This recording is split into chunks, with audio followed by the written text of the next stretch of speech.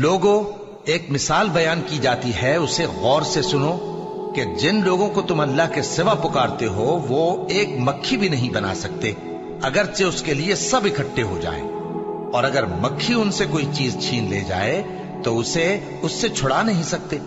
طالب اور مطلوب یعنی عابد اور معبود دونوں گئے گزرے ہیں۔ ان لوگوں نے اللہ کی قدر جیسی کرنی چاہیے تھی نہیں کی۔